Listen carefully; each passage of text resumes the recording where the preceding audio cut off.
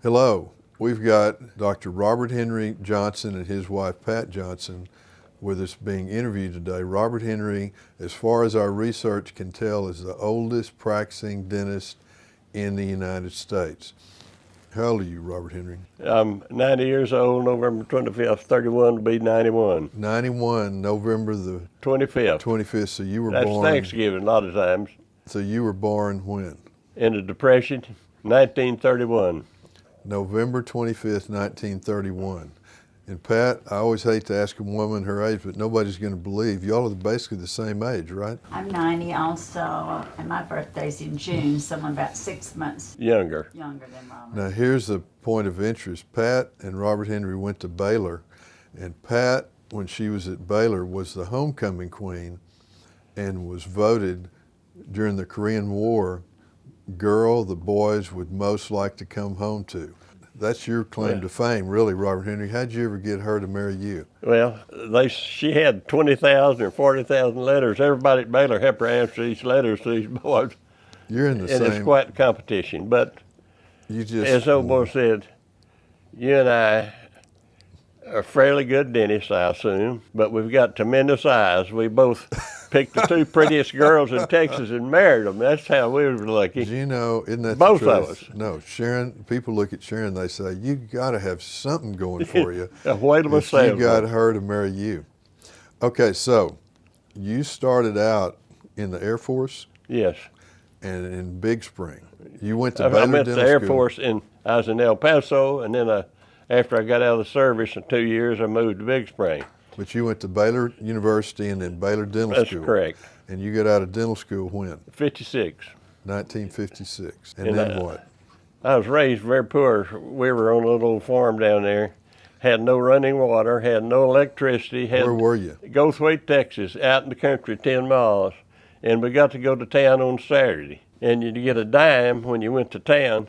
And you had 6 cents to go to show and 4 cents to spend otherwise. And boy, a penny would buy lots of candy back then. No. And so we'd stay till about 3 o'clock and then you went home. You didn't go back again until next Saturday. No kidding. So you didn't have any running water and any No electricity? running water, no electricity. No, we had an outhouse and had a smokehouse, but that's it. Now your parents were what, farmers? Yeah, farmers and ranchers.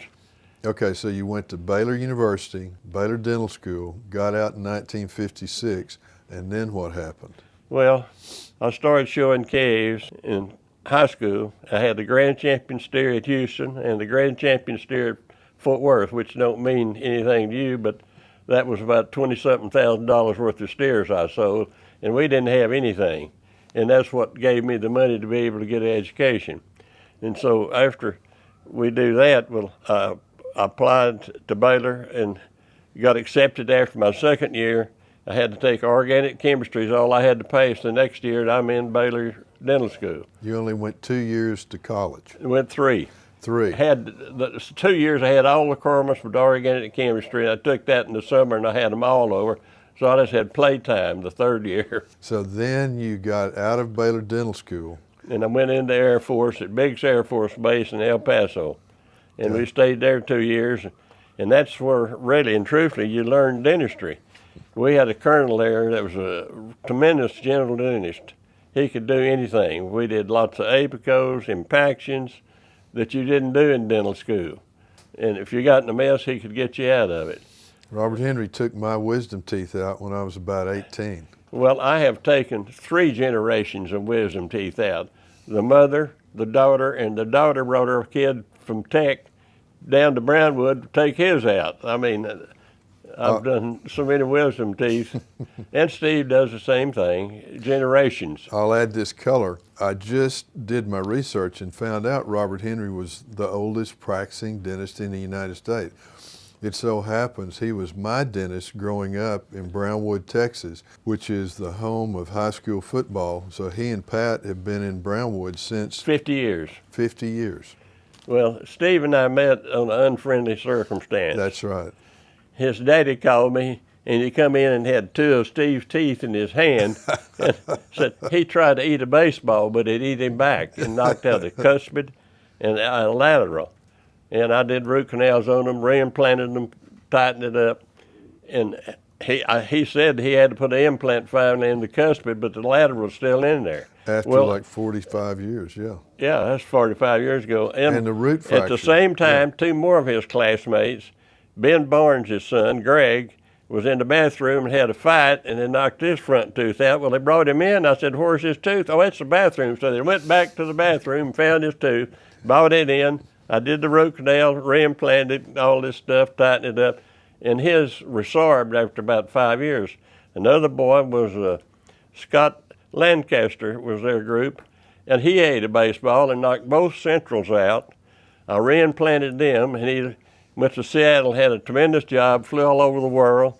And he said every day, he said, who put those teeth? Because there's no discoloration. They look as normal as if they'd never had a thing happen to them. He said, everybody said, who did that? He said, the dentist in Brownwood.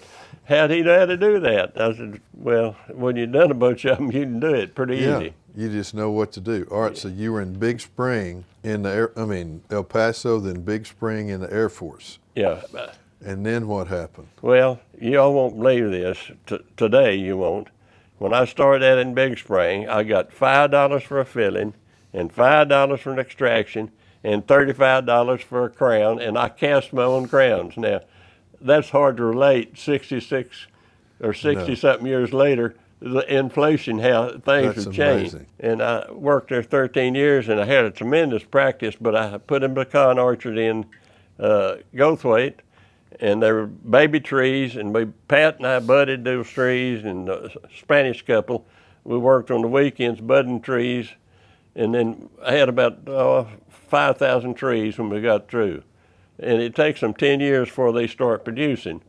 Well, when they started producing, well, she ran the store, and my son and his wife, we shipped pecans all over the United States and the world. We were the first one that had a deal that would ship the pecan. Now a bunch do it. Georgia, everybody's doing it now, but nobody but us. And she was running out, and she would be coming home leave at 5 something, and I'd be going down there to run pecans from the office. I'd work and then go at 5 and run the pecans and bring them back and stock her store. Were you still in Big Spring at the time? No, that moved to Brownwood. You moved to Brownwood because of the pecan orchard? Yeah, okay. That's because of the pecan orchard. Yeah. So you've been in Brownwood how long? 50 years. 50 years. 1970. June of 1970. Wow. So what made you interested in dentistry? Well, when you're a little boy and don't have anything, Daddy and my uncle started commercially killing mesquite, which that's a tree that eats your place up and you want to kill. And there's a government program, you got $5 an acre for killing mesquite, and you put kerosene around the base of the tree and that kills it. Well, I was 12. I already had a driver's license at 12. And so I drove the truck, and we had about 15, there's World War II going on. We had about 15 kids, or 2 or 3 old men, and we got a great big sum of 50 cents an hour, and you worked 10 hours a day. So you made $5. Now, he had a cook, and we lived in tents out on this ranch, and he cooked for us. And so that started me out. Well, the guy that place we was killing mesquite on was Dr. Eldon Knox. And you got to realize when you have a little bitty frame house I was living, he had this super huge 2.5-story building, and in his living room I couldn't kick a football and hit the ceiling, it was so tall, and a 4-car garage, and my eyes were pretty big for a little boy. I'd never seen anything like that. Now, what kind of doctor was he? He's a dentist at the Medical Arts Building in downtown Dallas. He was a gold man. He was the gold fall specialist. And he came up every year and worked a week, but he had a practice there in the Medical Arts. Well, he was wanting to slow down, so he doubled his price. He said he did that. Hell, he got more patients. Well, he said, I'll double it again. He doubled it again and got more patients. He said, there's no way, I'm just going to quit. I can't, it's not working. I was trying to get him to slow down, and it got worse. But he'd come up to Baylor for 1 week a year and work on gold foils, because I had to do gold foil in the state dental board. You know, I did too. And nothing, and that was the last thing I ever put in. Yeah, me too. Me too. But I mean, he come up and work with us a week on gold foils, how to do it with the seniors. And he was a great guy, and I respected him. Well, at Goldthwaite, our dentist there was the same church I was in, a real church leader and a real Boy Scout leader, and I was an Eagle Scout, and I was very impressed with him, and he was kind of an idol to me because he had a big place out there, and that's what kind of led me. I thought, well, there's two pretty good dentists. Looks pretty good. I'm going to be a dentist. So that's what I said. I'm going to, on all papers from there on out, after 12, I'm going to be a dentist. You just decided. So I just stuck with it. And that's it. So how did you and Pat meet and get married? I met her at Baylor, and I didn't know nothing about city people. I mean, I was raised on a ranch. I had jeans and a big cowboy hat. Homecoming queen and had all these guys This saying. was before when I met her. Okay. I met her, really, I didn't know what jeans was all I knew, and boots. And all these people had slacks, and I didn't have a pair of shoes, so I went down to get me a pair of those Elvis Presley's blue suede shoes for $7.95, and I was fixed up in a pair of pants. And I had a roommate that was very wealthy. He had about 50 shirts. I just wear his shirts. What I liked about him was he was different because he had on the cowboy boots. I liked that. So you like the cowboy boots better than the blue suede shoes? But we were both very young at that time and had no plans for marriage. No, we just had a good time. And then I went off to dental school. She had another year before she graduated, and I'm in dental school. And in the process of time, I nearly got married, and she nearly got married. She moved to Dallas, went to working at Sun Oil. And we'd go by and see her all the time, and her roommate, my roommate and I, and because we knew him, and we'd go by and see him. Well, if I ever got in real trouble, like if I was sick in Dallas or needed something, I'd call Robert, and he'd be there with medicine. He was kind of always in the background. But It just, so y'all we didn't okay? date. It was just he was a friend. But that neither one of them worked out, obviously, to marry the other person. No. Well, mine, the church burned here in Waco, the First Methodist Church, the whole grounds, the student building, everything, the church, everything was destroyed the night before we were to get married the next day. So it was a sign. And I said, Lord does things in strange ways. And so we had no pastor, nowhere to have a wedding, so we put it off, and it went off forever. How about that? Now, how has dentistry changed from when you started to now? What kind of procedures did you do back then? I was in the base. There were 15 dentists at Biggs, and they made me the periodontist. And I went over and worked at William Beaumont Army Hospital with this periodontist. And you know how we used to, old Ward's Winter Pack, cut off all the gums. We had nothing to fill in the voids, bone or anything. Then he just cut them off, put the Ward's Winter Pack and scale like heck, and that was it. I mean, the surgery's completely changed from what it was to what it is now. I mean, completely on your perio work. That's my feelings. Because before we just whipped everything off. Well, I don't know whether you were taught that way or not on getting the gums. No, we did. It was after that modified Weidman and then reflecting them and recontouring the bone and grafting. It's changed completely. So did you do any other procedures other than when you were first in your practice? What procedures did you do? Silver when you got fillings, out of there? the new silicate white fillings and crowns, and that was mainly it. Dentures, bridges, and all that stuff. Did everything, and did a lot of root canals. Yeah. And I used to do a lot of apicos on root canals. If you got a big area, I do one. But we used to do it kind of routinely. You didn't miss. You never did have a failure. No. When you did an apico on a root canal. That's right. That's right. If I have a big area, I will now, but otherwise I don't do it. What's a day and a week like in your practice now? Well, I'm still doing the same thing. Fixed bridges, removable bridges, doing lots of extractions. I mean, I do all the jails, Comanche and Brown. I take care of all the prisoners. So how has dentistry changed through the years? From back in the day, you said you were doing mainly extractions and silver fillings and dentures and stuff like that. Well, of course, now we've jumped in, we used to cut a tooth down. Now we do all these laminates.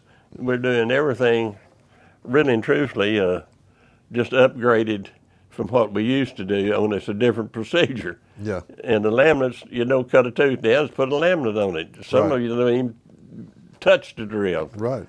I mean, some of you don't.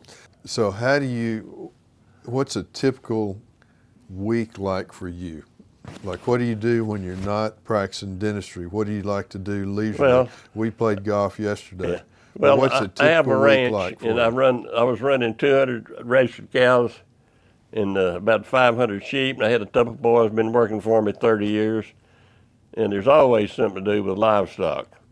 And I had registered these sold bulls. I did all this in agriculture, and I was where I was raised, and I loved it, and my boys don't care a thing about it because it wasn't ingrained in their scheme like it is in mine. And so, consequently, the drought has been so bad, I had to sell 160 head. I've got 25 cows left, and my hands were so efficient getting up all these old cows that I sold and went to Iowa. We found 10 cows that missed and 7 calves, so I got 35 cows now instead of just 25. And you still have your sheep? You still got the sheep.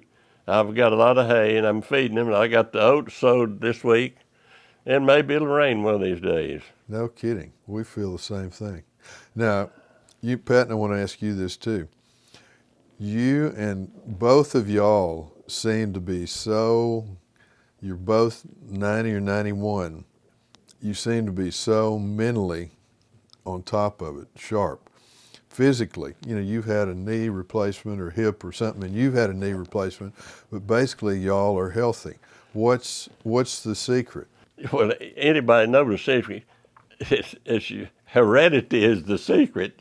But you told me the two things that well, you thought after were really that, the secret. we have 2 drinks of vodka every night, Yeah. and they've proven that that's good for you. Not 6, but 2. Or 2 glasses of wine or 2 beers. 2, not 6. And I guarantee you, I've been doing it for years, and it doesn't seem to have affected me otherwise. And you do the same thing. She does the same thing. and At I- 5 do too. o'clock, we have our first drink. About 6, we have the second one, and about 6:30, we eat. And what did you tell me? I asked you a few weeks ago what secret was, and you said, that's easy.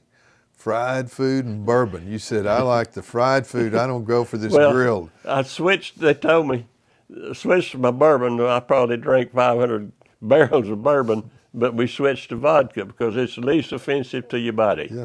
Yeah, that's right. The Scotch you- man told me that when we was going to the British Open. But y'all don't really pay that much attention to like a certain type of diet or No.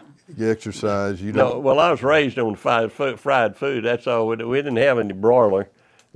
Everything was fried. Yeah.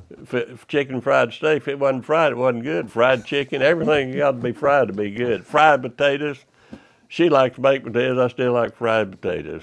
Pat, you're in great shape too. Do you exercise a certain way, the one of you, or go? I know you've got that power plate, which we bought because of y'all. I was doing Pilates and different yoga and different things until I had my hip and then, my knee.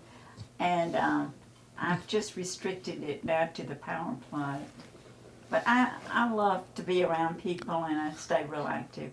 Well, all our friends are going down, and all my classmates are dead that I ran with.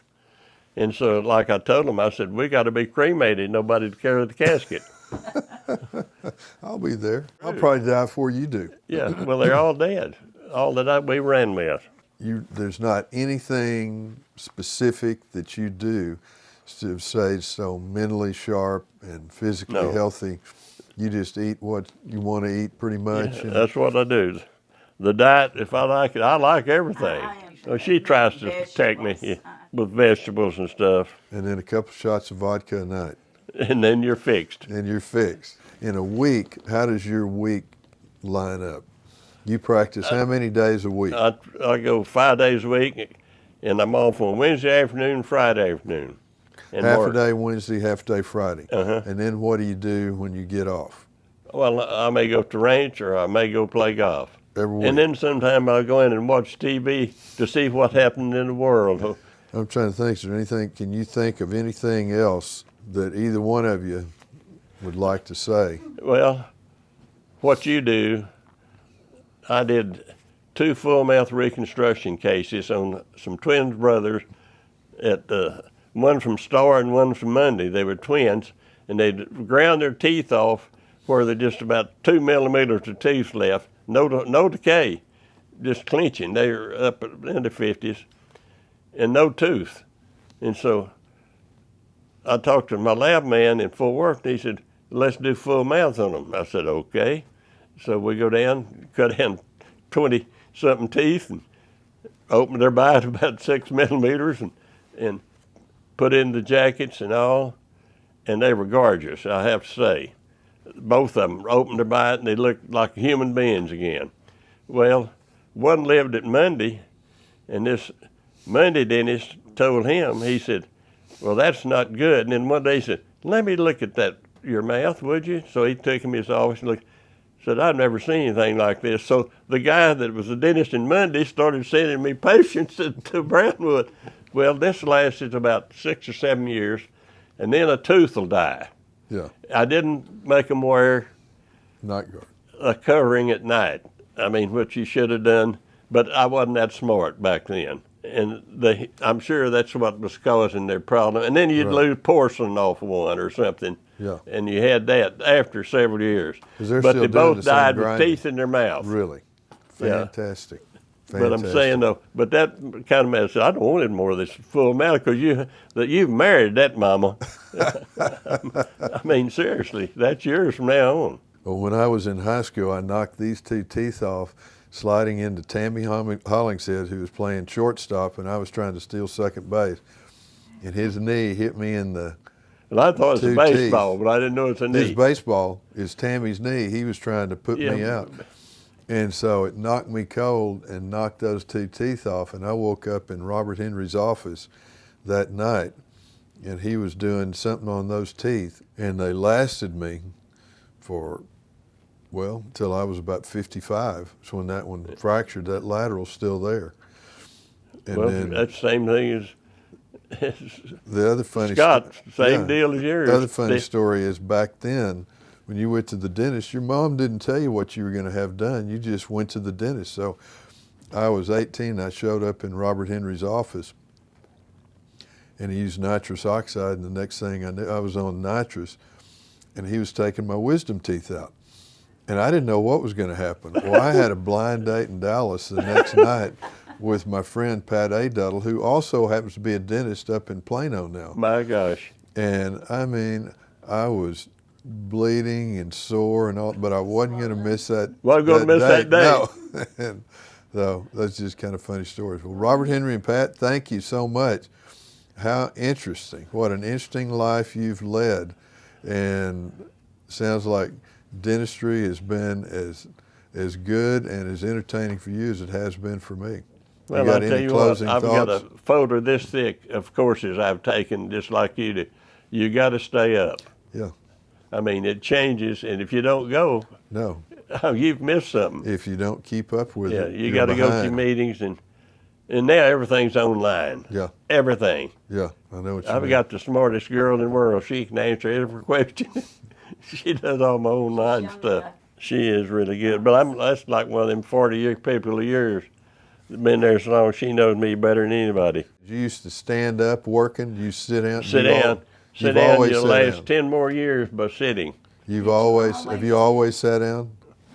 You've always done it seated. Well, I didn't to start with. I didn't when I started. But Yeah. you live 10 years longer if you sit. You know, I'm always sad for medical surgeons that have to stand up and do, on those hard floors. When I was in that oral surgery fellowship, we always stood up, and boy, by the end of the procedure, my back. Yeah, the would back be starts killing getting. me. Yeah. Yeah, no, I've been sitting for years. When we But lived in Big Spring, there was several nuns that always came into Robert, and I helped chair-side some. And I'd get so nervous because I thought, oh, I hope he doesn't say a cuss word or anything. And those nurses loved it. I mean, Yeah. they wanted him to tell them a joke. Remember? yeah, I had all the Catholics They had came in. their habits on, you know. And Yeah. Well, my grandmother was wife of a Baptist preacher, and she loved going to see Robert Henry. Okay. Well, thank y'all very much.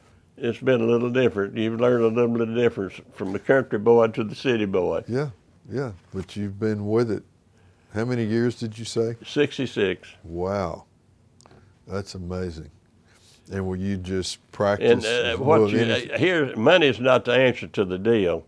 It's the love of your patients that you had 50 years, and they come in when they say, "What am I going to do when you retire?" Yeah. And they mean it. I mean, if they've been coming to you for 50 years, where am I going to go? And I said, "See those hands? When they get like that, I'll retire." So you're not planning on ever So retiring? I'm not, as long as I can see good and enjoy my people. I'd never see them if I wasn't there at the office. You don't run into them. They've just been coming into me so long that we love each other. It's like family. It's Well, not like a patient. We played golf yesterday, and Robert Henry hits it right down the middle every time, and he can putt. You've still got it.